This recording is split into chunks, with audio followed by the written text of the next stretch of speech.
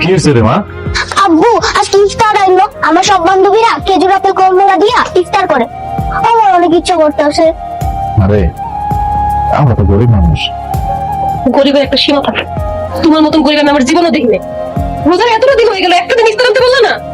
কি রমজান মাসে রিক্সার খেপ কম হয়, যে টাকা ভাড়া পাই ওই টাকা দিয়ে তরি তরকারি তো আনতে পারে না, ইফতার আর কেন? তোমার বিয়া করাই আমার সবচেয়ে বড় ভুল হয়েছে। তোমার থেকে একটা ভিখারিকে বিয়া করলে আমার জীবন অনেক ভালো হইতো। বাজান, বৌমার কথা কিছু মনে করিস না। বৌমা তো আক্ষেপে পড়ে কথাটা কইছে। তুই তুই কাজে যা যা, আর পারলে একটু ইফতারি আনতে চেষ্টা করিস। আজকে তোমার আবু ইফতারি আনবো, আসো আমরা ঘরে যাই। এই তুই রোজা রাখছিস? আমিও রোজা রাখছি। শেষ রাতের ভাত খাইছি কি?